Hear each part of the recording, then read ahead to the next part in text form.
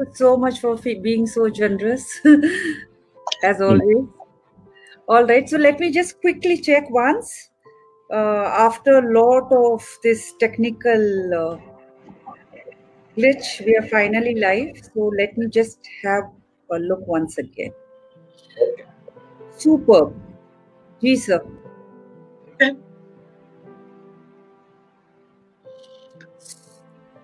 All right. Hello, everyone. I'm Kalpana Chaudhary, founder of Social Tables, managing trustee and chairperson of Jan Seva Foundation, Being the Change, and Lagna.com. Lagna.com is a matrimony portal for differently able cancer and acid attack survivors.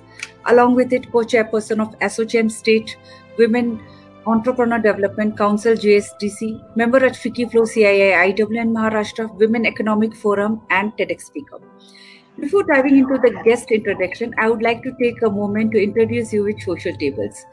Social Tables is committed to sustainable development program with societal well-being and environmental consciousness.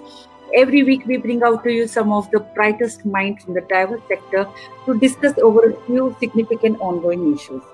In this week's speaker series, we have our honorable guest, Lieutenant General Shaukin Chauhan ji. परम विशिष्ट सेवा medal, अति विशिष्ट सेवा medal, युद्ध सेवा medal, सेना medal, and विशिष्ट सेवा medal was selected to assume the coveted appointment as the chairman of the Ceasefire Monitoring Group in August 2018, post-retirement from the army in March 2018. Earlier, the general was the Director General of Assam Rifles, India's oldest, largest paramilitary force. As the chairman of the Fire Monitoring Group, the general is chartered to ensure that the multifarious insurgent group engaged in insurgency in the Northeast over the last 70 years follow laid down ground rules and ensure that peace prevails within the Northeast of India. The general is an outstanding scholar general with a proven track record. He has vast experience at apex levels and served in both the Ministry of Defense and Ministry of Home in field of defense, counter-insurgency, counter-terrorism, border guarding, and human resources management. He regularly contributes articles, columns in various scholarly magazines and is a constant invitee and participant speakers at seminars and leadership forums, including IDSA, the Defense Service College, Army College, the Officer Training Academy, the Armored Corps Center and School, the United Service Institution, the FICCI, the India Foundation, and the National Security Guard. There is so much to talk about you, sir. But in today's discussion, we are going to talk about insurgencies of Northeast India. So the very first question, usually because of high tourism of Assam and Guwahati, people think that Northeast is the best place to visit. Would you like to comment on the demographic profile of the Northeast India? Firstly, Kalpana, thank you for calling me. It's indeed an honor to be invited to the Social Tables. I am very happy to meet a person like you, dynamic and caring and, overcoming various challenges in life with a smile, which I feel is the hallmark of a good soldier. So in many ways, you're as good a soldier as anybody else. And I wish you all happiness and good health, continued health. For the rest of your life. And I hope that everything goes okay. Thank you so much, sir. Thank you so much for your kind words and blessings. It really means I have been in the army for the last 42 years. In reality, I joined the National Defense Academy in January 1976. So it's been 44 years in uniform. I was a young boy of 17 odd years old when I joined the army. Or joined the National Defense Academy, and since then, over the last 44 years, the journey has been very, very fulfilling. Now, you asked about the Northeast. Assam is the largest state, definitely, but along with Assam, it's actually called Seven Sisters and One Brother. So we will. I'll just relate to you the states that are there. There is North. That is the state that is the highest out there, is Arunachal Pradesh. Then from Arunachal Pradesh, you come to Nagaland. Then you go to Manipur. From Manipur, you go to Mizoram. From Mizoram, you go to Meghalaya. From Meghalaya, you go to Tripura. And of course, Assam. And then finally, there is the one brother, that is the state of Sikkim. These are the states of the Northeast. Each state has its distinct culture, its distinct number of tribes. Each tribe has their distinct color, their distinct dialects, their distinct language, and different dances and different songs. And it's extremely lovely to be a part of them.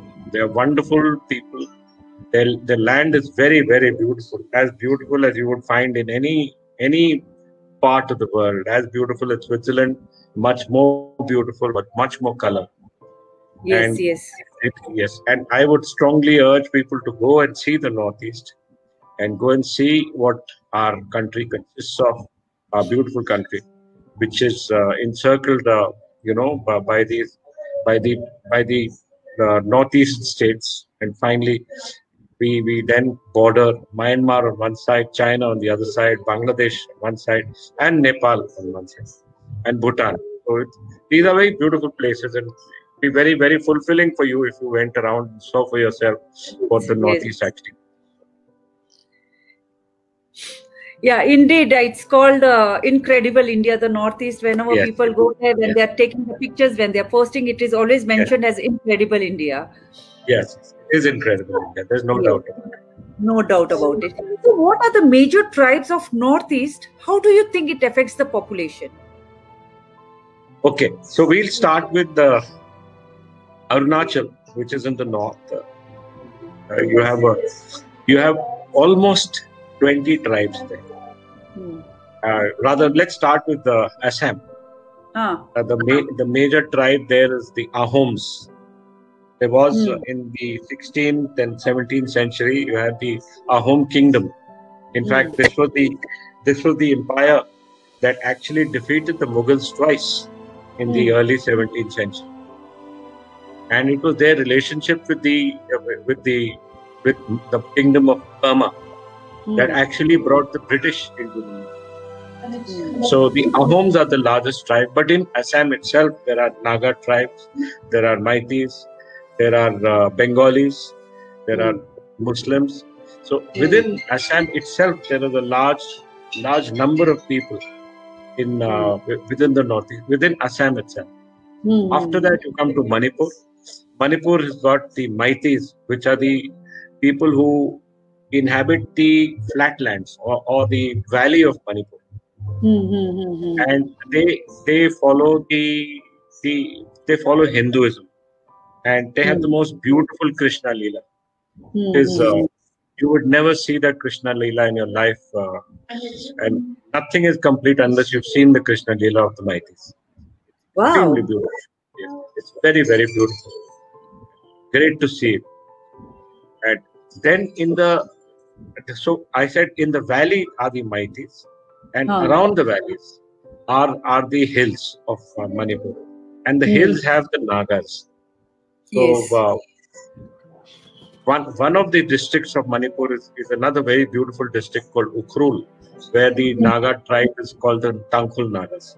Once again, they have beautiful colors. They have extremely beautiful, wonderful people. And from the Tangkhuls, you come down south. You have the Anals, you have the Maos. So each tribe is actually different. They have different languages and wear different colored clothes. Different colored shawls, different colored clothing, and they distinguish themselves separately. And the great thing that you find in each Naga tribe or in each Manipuri tribe or in each Northeastern tribe is the great pride they have in their culture. So after that, you come further north and you go to Nagaland. Nagaland has actually got 16 major tribes. I'll just, since it becomes too much detail, actually can become boring for people watching us. But The major tribes there are the Very Aos. interesting, sir. Not many of us know about this. Yes, nobody knows actually. Are the Aos, who Yes. were the most educated and erudite of the Naga tribes. Then you have the Angamis. The Angamis are the people who also live in the state capital of Kohima. It was the Angamis who opposed the British expeditions into what is today's Nagaland. In the 1840s, they fought the British and they beat them many times before the British finally came with much more strength to overrun the Naga tribes. So you have the Angamis, you have the Aos, you have the Semas, you have the Lothas, you have the Koniaks, you have the Chin, you have the a large number of such tribes are there. The Yumchungas are there, and it's a marvelous mixture of beautiful people and great culture. And then you come to Mizoram, where you have the Chins, who are the majority tribe there, with a large number of other tribes also. You go to Tripura, you have the Tripuris, Bengalis, you have the non-Bengali state where you have the Muslims. You go to Meghalaya, you have the Khasis. The people of Meghalaya mainly are the Khasis, but also dotted with a large number of other tribes. All in all, it's a very interesting study of the anthropology of the people there, from where they came. There is, I did a little bit of study in the historical background of how these tribes came. There was a lot of transmigration in the 17th, 18th, or rather, in about 500 to 600 years ago, maybe 1,000 years ago, when a large number of these tribes came and found their way to the beautiful land of the Northeast and finally settled there. So it's very interesting and really nice to see them. And I would urge people to study it, study their tribe, study the people, so that we are able to give them the same kind of support that we should be giving them as mainland people. Absolutely, sir, and so interesting. There's so many tribes that we didn't even know about it. Yeah. There are 16 major tribes. In fact, almost 250 tribes. Different languages, different cultures, different songs. It's a very beautiful place, and it's so lovely to be there. I have been posted almost five times. In my career of 40 plus years, almost 15 to 20 years I've spent in the North. Wow. और उसे जन्नत भी कहते हैं sir. बहुत ही खूबसूरत सी जगह है. Absolute heaven. So we have heard of insurgency in Northeast. What is the difference between insurgency and terrorism? See, normally, what happens is that these words are used, interused by people who don't understand the difference. Insurgency is a homegrown insurrection of the people. That means insurgency comes from the people themselves who are within that state. Terrorism is normally it is exported from outside. And secondly, terrorism creates terror for the use of terror. That in the sense they have random targets and they attack you based on trying to terrorize the population. And insurgency is the people who feel aggrieved and decide to, raise arms and fight the government, so that their feelings of being aggrieved are taken away, and that the government is able to help them know how they are suffering and then help them take away that problem. So that's the difference between insurgency and terrorism. That insurgency is more homegrown. People of the state are more homegrown. It comes from there. It can be helped by forces from outside, but the people who are involved in insurgency are from within that land itself. Oh, that's very informative, because usually the terms are so closely related. They are wrongly used, actually. But insurgency has a much more greater factor of being homegrown and belongs to the people of that state or that land. Exactly, and also आजकल तो Twitter और सारे social media पे हर जगह अपने correct anti national कह देते हैं ऐसे. करेक्ट. सबके सब anti-national हो जाते हैं. But main problem is that when there's a feeling of being aggrieved, then certain number of people from within that land decide to take up arms. And that mostly is insurgency. Okay. Thank you so much. That was very insightful. So, and what are the major groups of that causes the insurgency? What is I will just tell you the background to this insurgency so that people understand, and then we will talk to the groups. Totally. Yes. In 1947, on the 14th of August 1947, the Nagas of Nagaland declared independence on the 14th of August. That means one day before we declared our independence. And raised the flag in Kohima. At that time, it was the Naga federal government and the Naga National Conference, NNC and the NFP. And there was a person called Fizo, who was an Angami, who, along with other tribes, decided that they would fight for their independence. So this insurgency or this fight for independence has been going on pre-independence days. Because they felt that they were not a part of India and they had no connect with the part of India. And therefore wanted to be an independent country. He had a lot of talks with them. A number of pacts were made with them. And in 1948-49, we had a pact, the Hyderabad Pact. And finally, in 61, we had a pact with them. In 75, we had the Shillong Accord with them. And we had generally sorted out the issue by 1975. However, as I said, insurgency is also a feeling of being aggrieved or a feeling of not having got justice. So in 1977, the people who felt aggrieved by the Shillong Accord decided to go back to insurgency. And at that time, the two important insurgent leaders, or the two important leaders who did not accept the Shillong Accord, were a person called Thongkalong Muiwa and Khaplang. Khaplang is a Boniak. He actually belongs to Burma, from one of the bordering villages of Burma with India. And Muiwa was a school teacher who was from the district of Ukhrul, which is now a district in Manipur. So these two people started the National Socialist Council of Nagaland. Okay. And they went back into the jungles. And from 77 onwards, they, the insurgency started. At that time, China helped them along.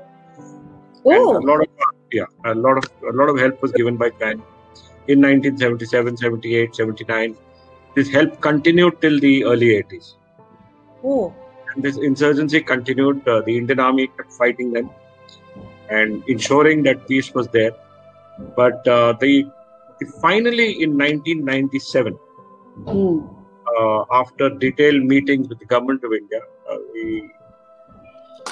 Mr. Muiwa and his along with him Isaac Chisisiu, who's a Sema, these two were contacted and asked that we should now usher in an era of peace, and they signed the ceasefire agreement. This is in 1997, September. We signed the ceasefire agreement with the NSCN, National Socialist Council. By then, the NSCN had broken up into two groups. One was the group which went with Khaplang, who was a Myanmar Naga, and one was retained by Mr. Muiwa and Isaac Chisisiu. Muiwa and Isaac Chisisiu belong to the Indian part of the Nagas. That means from Manipur and from Dimapur. But Khaplang belongs to Myanmar or Burma. But this is the border villages. So they had split up into two. From 1997 onwards, there have been until 2018 or 2016. These groups further broke into two more. That means the NSCN, Isaac Muiwa. Isaac was Isaac Chisisiu and Muiwa, and NSCN-K was NSCN Khaplang. Acha. Khaplang then again broke into in 2018 into NSCN Khango, who broke away from the Khaplang group after Khaplang died. And Congo belongs to India, so he came inside India and signed the ceasefire agreement with us. In between, the NSCN IM again broke into two, and there was the NSCN reformation and the NSCN Kitovi Nikau. These are based on the leaders.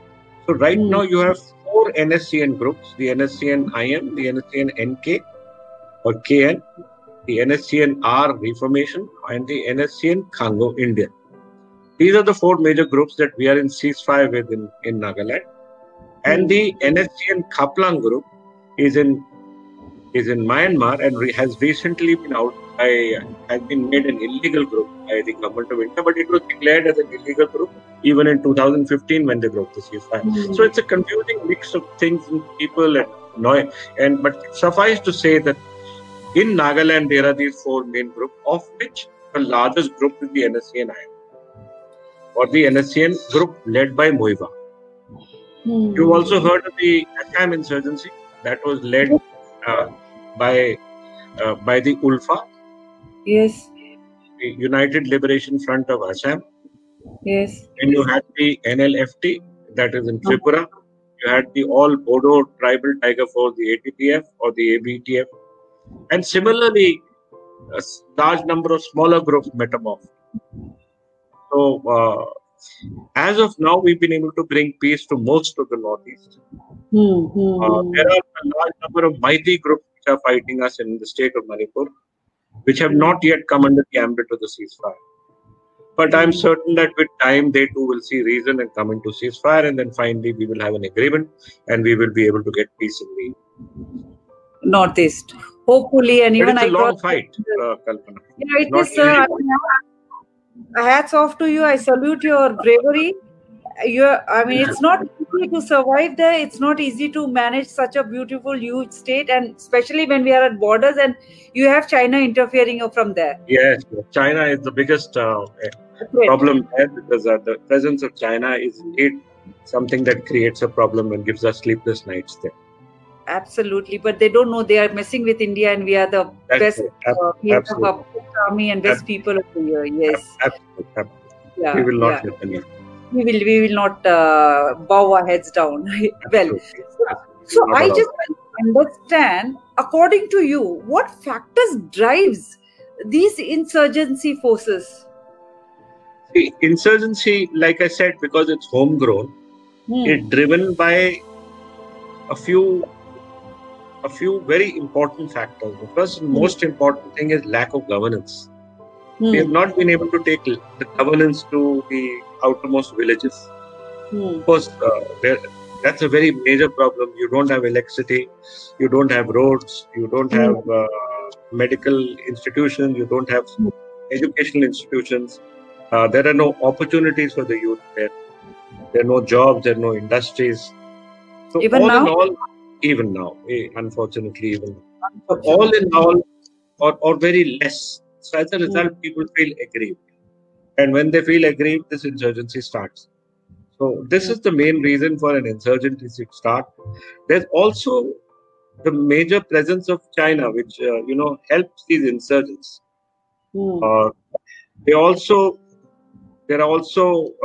close to the badlands, as they say, of borders of Myanmar or Burma, Thailand, Laos, the Golden Triangle. There is the drug problem, the smuggling. Yes. There is the presence of illegal arms. So all in all drives these people, a lot of people, to taking a life of crime. So that's what happens mostly, is that they get into a situation where this becomes an easier way to make a living. Yeah, because when people don't have education, they don't have medical facility, which have to be supposed to be free in every country, which I have also been advocating a lot about it. And when they're jobless, they get into this, but that's very sad part of it. So what, according to you, is the current situation of insurgency in Northeast right now? And do you think there is any solution to that? Of course, there's a solution. Solution is peace. Solution is understanding. And we have to understand and continue with the peace and make sure that the peace dividend is understood by the people of the Northeast. The first most important solution or the change will come when the mothers of their children stop sending their children to join as insurgents. The mother Yes. in any family is the most important factor, and her presence and her her ability to stop her children is a very big ability. And if she says that I don't believe in insurgency, there is very little chance that the child will join the insurgency. Certainly. So we have to actually convince the family and the mother that insurgency is not the way to make a living. It's not the cheap way to make a living. Absolutely. And for that, we must give them good governance. We must give them good infrastructure. We must give them good educational institutions. We must give them industries which start the jobs. And all in all, it should be a system by which we are able to reach out to all of them. That's the most important thing. And when that happens, that is the solution. Solution is good governance. Solution is jobs. Solution is employment opportunities. Solution is a better way to make living. You have to give them an alternative to make their living in a better way. I totally agree with you, sir. Without this, I mean, because survival is something which, if you don't get food for a day, just imagine what would they do? Because they have left with no other option, and that's the thing. It's very easy to go on a wrong path. That's I agree.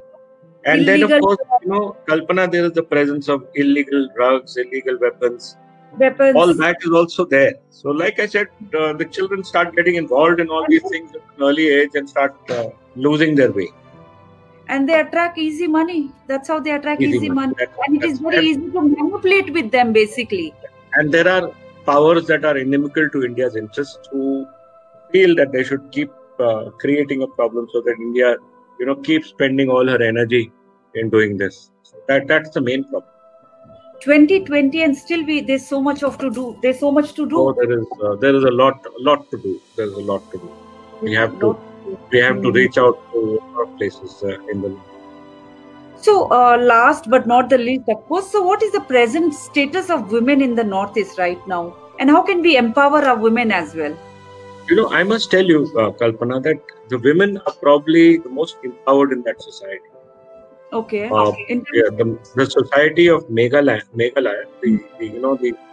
is a matriarchal society. Matrilineal society, sorry. In the sense that it is the woman who inherits the property. The youngest daughter continues to stay with the parents and inherit the complete property.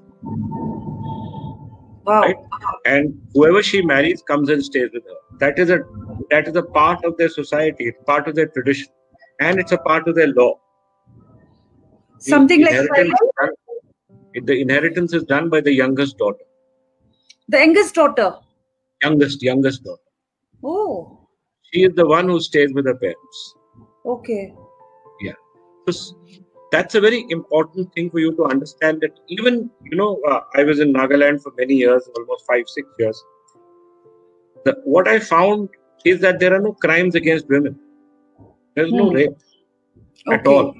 And if there is ever a case of rape, it's dealt with very, very quickly and very brutally. It is just sorted out. So there's no petty crime there.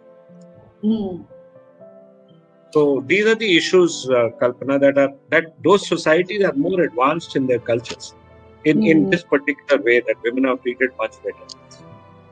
Of course, a lot has to be done. There is a 33% reservation. Has to be done all over the country. That has to be put down, and the panchayats, the districts, all have to elect women at 33%, so that women get an equal chance. That will come as things go by, but status of women in the Northeast is much better than the status of women in the mainland. And there is much to learn from that culture for its ability to deal with petty crime at the village level.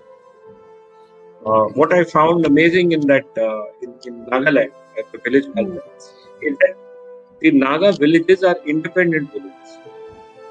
They were independent republics. Each village was separate. So each village had its headman. There was a council from the village that guides the headman. And they deal with most of the crime within the village. you'd be surprised that 99% of the crime is dealt with in the village itself. Okay, so within the whole community, Yeah, it's the been jails dealt. of Nagaland are absolutely empty. Hmm. Very, very few people come into the jail there Hmm. because everything is dealt with. There are no, in Nagaland itself, and I'm talking only of Nagaland, Hmm. the property belongs to the village. The land belongs to the village. People have no land rights there. They can't own land. The land belongs to the village. The village gives it to you in perpetuity. For free? But the village gives you the land in perpetuity, but it belongs to the village. So that in itself sorts out a lot of other issues. No one in Nagaland, no Naga tribesman goes hungry. Wow. Because he has the village supporting him. That's amazing. And another thing that I found is that, since it's largely a village-based society, when somebody goes for a hunt in the forest and he brings the game back, he has to share that hunt with the village. Oh. And the softest and most succulent parts of that animal are actually given to the senior citizens. So and you cannot sell that part of the hunt. You cannot sell the hunt. You're not allowed. Really? Yeah, absolutely. That's amazing. It's amazing. Yeah, it's a very good culture in a lot of issues that it's great to know them. It's great to know how well they have done their villages. And I had a lot to learn. They're very clean people. We attended a marriage. We attended a celebration there of more than 5,000 people. Everything was very cleanly done, and within everybody of the village joins in. And after the function, everybody cleans it. Nothing is left for the professional cleaners. There are no professional cleaners there. How amazing is that? They have literally formed their own kingdom. And each village is a kingdom. Each village has the right.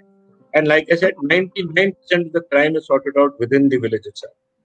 So, but having said that, everything is being taken care from the food, the hunt, the crime also have been taken care by the villagers and everything. So, why aren't they giving the priority for education and health? Because there are no schools, there are no teachers. Yeah. There are no universities, higher education. There are no employment opportunities. So, as children grow up, they want to join mainstream. There's no employment. Okay. No industry around? No industry. Nothing at all. Oh, because at least if you have an industrial... at least tourism could function. But because of bad roads and no hotels, it's very difficult for people. There's just the Hornbill Festival. So true. We need to improve that part. Otherwise, this is a very beautiful part of our land. And it is truly incredible. It's an incredible part of incredible India. Yes, it is. Indeed, it is. I think there's a lot to do, and many women should... They say when women empower each other, miracles happen. So I urge all the NGOs, organizations, go there. There's so much to do. There's so much to learn. There's so much to learn. The strongest organization in Nagaland is the Naga Mothers Association. Okay. It's an association of Naga mothers. That's a very strong organization. And they have a very strong hold on the people. And similarly in Manipur, there is the Nupi Samaj. And the Nupis are women. They have fought the British. Okay. And they don't back down. So they're very strong organizations for women in the Northeast. Extremely strong. What activities are they involved in, sir? Just about everything. Fighting for human rights, to helping the people, to creating awareness, everything. That's incredible. Thank you so much for your response today. It was truly and genuinely very enlightening, because I hope that people get past the insurgency, and I feel we as a nation should understand and eradicate it. Absolutely. I hope so too, because they are wonderful people, and I wish them all the best. Yes, same here. Really good. And sir, now just a quick rapid fire. This may be a surprise for you, but I just wanted to keep this one a surprise one. Who inspires you the most? See, You have to understand my background. My background is that I am a third generation soldier. My father and my grandfather were soldiers before me. So we have a family tradition of soldiering. My grandfather joined the army in 1899. So inspiration is a part of my life. He was a war hero. He was decorated in the First World War fighting in Mesopotamia. Wow. My father was in the army for almost 40 years after that. He joined in 1946. And then I joined in 1976. So it's been a great journey. Obviously, a part of the family was the sense of sacrifice, was the fact that you have to serve your nation. So that was always within my family. Serving the nation was always within the family. And I always knew that I had to do this to be a part of the tradition of my life. So that's in essence what my life was like. There was a sense of achievement, there was a sense of family, there was a sense of tradition, and I've been a part of the army for my last 4-5 generations. Wow, youth salute, sir. It's such a honor to have you here, and I mean, the feeling is so different. I just can't even explain you in words, because it's because of you and your family who supports you. That's why we are safe here today, and and we can peacefully breathe. Thank you. Thank you so much for taking care of our beautiful, incredible country so beautifully. And okay, all right. So moving on to the second one, what is the greatest risk you have ever taken? I'm sure you have taken many risks in life. Yes, you're right. I've taken great risks.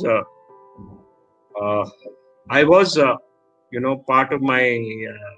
I didn't write it down in my background that I sent to you, but I was one of the first people on the Siachen Glacier in 1984. May, June, I was inducted into the Siachen Glacier as a high-risk mission ski trooper. I was a young boy of 24. Wow. And so the operations at that time on the glacier at 18,000 feet were indeed every day or every minute of living on the Siachen Glacier. Of course, today we have set patterns and we are able to establish because the system had started working. But at that time, we were creating the system. Went in as an expedition, as a force that was meant to take the glacier. So that was probably the greatest risk that we took. We went in onto a virgin territory, claimed it as a part of India, and held on to it despite all the battles that we fought with Pakistan at that time. And that has been actually a very defining moment in my life. That I understood that there is a greater cause, there's a greater life, and there's a reason for that life has to be. Absolutely. I would say being on the glacier was probably the biggest risk. I was very young then. Very 24. I mean, the oxygen level is very low over there, and again you have to fight so many other battles every moment. I will not say every day, but in fact every second of your hour. Because it was the weather, it was the oxygen, as you say, it was the snow, it was living on a glacier, it was the enemy. और ऊपर से वहाँ पे technology उस time कुछ था ही नहीं. What we have now. We didn't have food, we didn't have clothing. It was very difficult times. The survival would have been very, very. A lot of us were there, and there was a great spirit in doing what we were doing, and we were all of us were very motivated.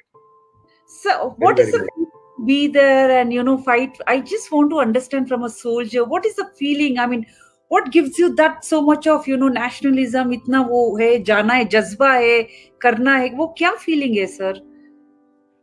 Like I said, it is a feeling that our country is greater than us, and that it requires a sacrifice. So that's the first issue that has to be understood.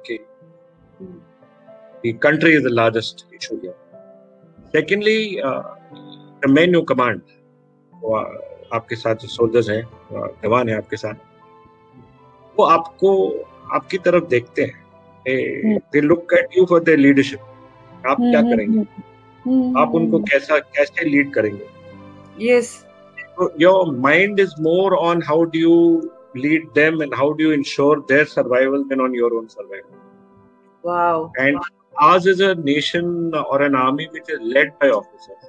So our officers are always in front. We have been taught from the very beginning कि जब तक आप आगे नहीं होगे, आपके जवान आप नहीं आएंगे आपके साथ. In every case, it has to be the officer in front, and that is why आपने देखा होगा कारगिल के युद्ध में भी कि हमारे ऑफिसर लीड करते हैं. All battle, everything is led by the officer, and that is why we have the largest number of officer casualties. The officer lead करता है. So this is a tradition of our great army, and we don't have time to think about all these things. We just do our job the way we're supposed to be done. गोली लग गई तो लग गई. The next one can take over. But the nation is larger than us, and we must lead our men. वो main चीज वो हर वक्त हमारे दिल और दिमाग में करना है. मतलब एक फौजी का दिल देखो कैसा खूबसूरत है जो हमारे देश के लिए लड़ता है. मतलब you are such a brave heart. इतना बस आई थिंक आपके हर जज्बे में वही फीलिंग है नेशनलिज्म की, बस देश के लिए करना है. And it doesn't come easy. I am sure it needs lot of courage to do what you are doing it. Country is the most important. Yeah. Oh my God, goosebumps. So, what is the most memorable moment of your life? And before that, I would also want to ask you one question. कभी ऐसा हुआ है आपकी जिंदगी में, जैसे आपने कहा leadership, you said decision making should be quick. Leaders lead from the front. कभी ऐसा लाइफ में decision, I mean, you had to make that kind of decision where government and army conflict of interest हुआ हो या army is of the people, Kalpana. There is no conflict with the government. कभी भी नहीं. We are not the Pakistan. We are not the Pakistan. We are the India. और हमारे में ये conflict नहीं होता. We are taught that the government is the head country. It is elected every 5-6 years. So we follow them. हमारे में we don't have. पर कभी ऐसा मोमेंट नहीं आया लाइफ में कि जहाँ पे you can't wait to call them up and you have to take a call? We don't call. We've been given powers to do what we have to do. So हम करते हैं. अच्छा. There isn't a moment when I've had to look back at orders. I have always acted the way I should be acting, and I have always done what I had to do. Okay. And what is the most? ये नहीं होता कि कोई और मेरे is responsible for my hand. I am responsible and I do what I have to do. So sweet. And so what is the most memorable moment of your life which But there is no moment like that. The fact that I have come out of this career, 42 years of this career, alive, good health. I have lovely, wonderful memories of the men who have followed me into battle. Many men have sacrificed their lives. I have been fighting in this battle from the time I was a young officer. From the time I joined the army in 1979 as a second lieutenant. So there is no conflict here. Every moment has been very, very memorable. We enjoyed every moment. And even the 2 years I spent as the chairman of the ceasefire monitoring group in Nagaland, I have enjoyed immensely. Because I felt that I was helping the country out and I was helping whatever I could do. That's the beauty of life. Enjoy every moment as it comes. Yes, absolutely. कोई ऐसी एक single चीज नहीं. Everything has been wonderful and very memorable. Fantastic. And if you could change one thing about yourself, what would it be? मैंने कभी सोचा नहीं कल्पना. I never had to feel that way. Like I said, I was the son of a soldier, a grandson of a soldier. I joined the army. I've been very happy in it, and I have come out of the army alive and in good health. I never felt that I've had to change anything. कोई ऐसी चीज नहीं थी. I'm always fully satisfied in what I've done and what I'm doing. Such a great. Now with people like you calling me and asking me to speak on the Northeast, that also gives me a great happiness that people are listening to me, and I feel that the people of the Northeast deserve as much as I can talk about them, and as much as I can help them, they deserve that, and therefore I shall do my best to give them that kind of. Whatever I have to help them out. You are a soldier. पहले आपने field पे लड़े थे, अब आप यहाँ पे लड़ रहे हो. लड़ने की बात नहीं है. It is just लड़ने की बात है. talking about it, creating an awareness about it, getting things done even after the retirement. वरना कौन सोचता है? People would think that retire हो गए, अपने farm house में बैठो, अच्छे से खाओ पियो, just do some talks or gossips or something and all. But here you are so worried about, because ever since I've been talking about it, you were so worried about this subject and talking about it. And really, मैं दिल से कह रही हूँ, आपको बताने के लिए नहीं, even आप भी जानते हैं इसके बारे में.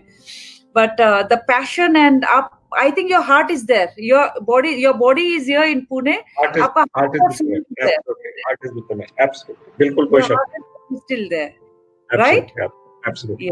Yes. और सर बताइए आपकी कोई फेवरेट हॉबी? Favorite hobby तो क्या, but when you join the army, you play a lot of games. And as you age further, you choose those games which allow you to be played.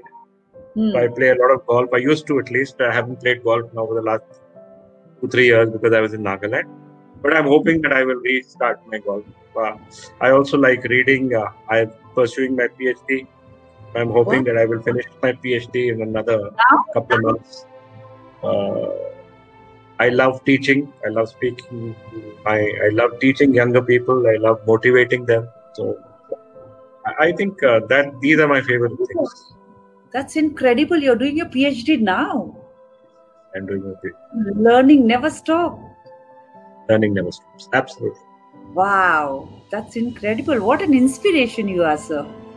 Thank you. And the very last question. If you were to be the Prime Minister for a day, what is the first thing you would do? I think the Prime Minister is doing a good enough job. I don't need to think for him. He's been elected by the people, and he's doing what he has to do for the people and for the country. These are difficult times, and the only thing I can say is we must support him in every way. We must support. बिल्कुल सही कहा sir. And if I was elected, I would have my own thing, but I'm not an elected person, so I can't be in his shoes. But he's doing a good enough job. Yes. नहीं, ऐसा कोई एक cause होगा जिसके लिए आप कुछ ज्यादा ही शिद्दत से उसके ऊपर काम करना चाहोगे? See, like I told you, I'm passionate about the Northeast because I spent a lot of time there. I'm passionate about peace because I think that eventually peace is the only way you can go forward. I'm passionate about the army. I think that the army needs continuous support by all of us. These are my causes and my passions. Oh, sweet. And even in your thoughts, आपका nation का ही है. Yes. So mind body. I don't have any other thoughts. True. So before we conclude, a few words of wisdom or advice would you like to give to our audience? See, since your audience is largely of younger people, and of course our country is 65 years, like 65% younger people.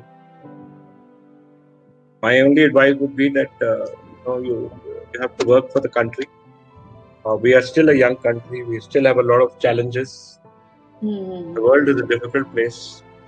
So while noise in our country is very high, but whatever you do it with a passion, do it well, and think of the country and think of the people. Not just of yourself, but everybody has to be integrated in a country. So that's the main thing. Everyone has a reason to be there. Land belongs to them. So this country has to belong to everybody. Absolutely true. We have to be sensitive to the people of our people, to our minorities, and we have to integrate them in the larger world. Very true, sir. Very true. Sir, would you like to give any message to our organization, Social Tables? The fact that it means social means you're helping out people. So continue helping. Continue doing something good. Continue bringing in stories which are untold, which again motivate a lot of people. So अगर आप ये कर सकते हैं, तो I think you're doing a good job. Thank you so much. Thank you so much. Sir, also there's one question. They want to, there's somebody called Prakash Ji. He's asking you a question and he wants to understand how does your family deal with it when you are away from home? आप फिर से बताइए, just got cut off.